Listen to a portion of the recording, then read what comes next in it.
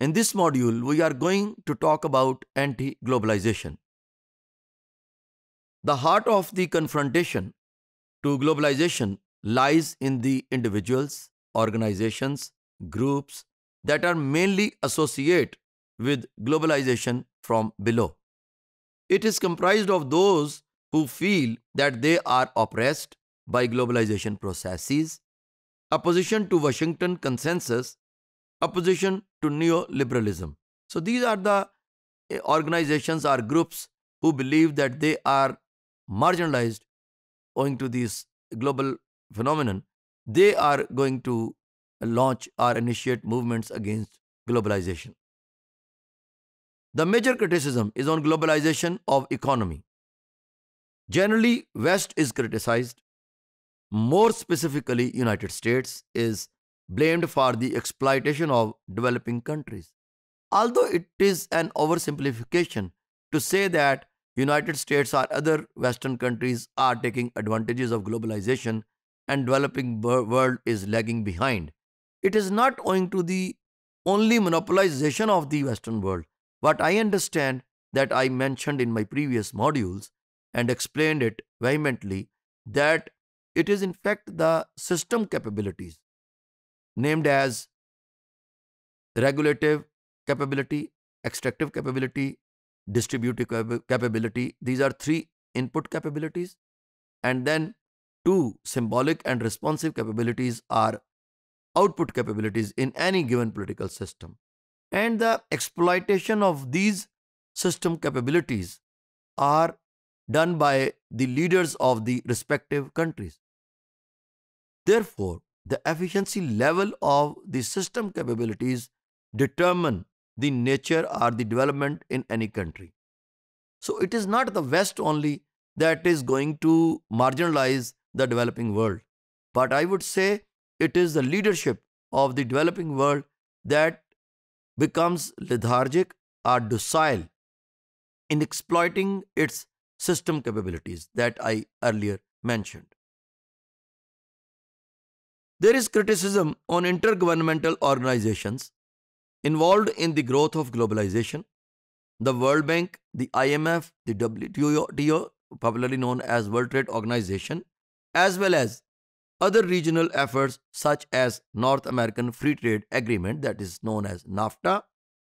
So all these international organizations intend to promote Western interests.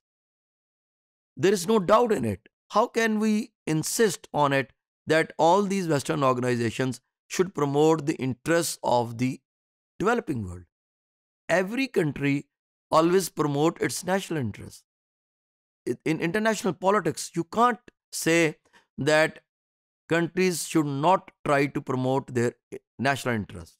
Well, we may say in this age of globalization, instead of pursuing national interest, countries need to talk about mutual interest. In this way, we can share this planet and we can care of this planet together.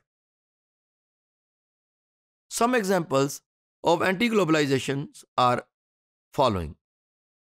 France is against the expansion of McDonald's.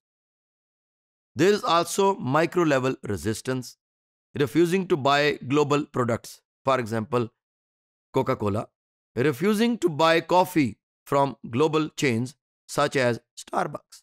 Again, if you could see, France is a developed country which is considered the part of the West. When it feels that there are some uh, damages on its national interests, or its national interests are going to be damaged by any other superpower, it starts saying that it is going against the spread of McDonaldization. Therefore, if such countries which are already developed are against the sale of Starbucks, again they are protecting their national interests. On the other hand, developing world always look for such food chains in their countries just to have foreign direct investment.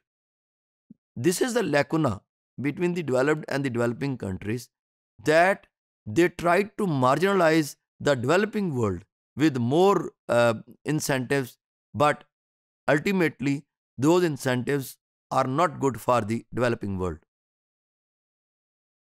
Anti globalization is not confined to left wing, instead, there are increasingly visible right wing elements.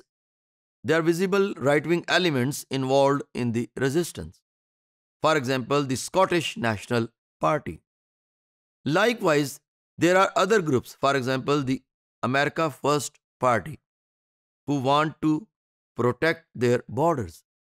In the previous, American government that was led by Donald Trump, he was very much concerned about American identity and he was promoting it, that idea of being America first. So he always talked about against Muslim immigrants in America, against Mexican immigration in America. So he was talking more about the American national interest and never welcome other countries to its land. This is how developed part of the world, when feel that it is going to have harm or its national interests are going to be damaged, it stops or put barriers on all those factors which may make a loss for the country.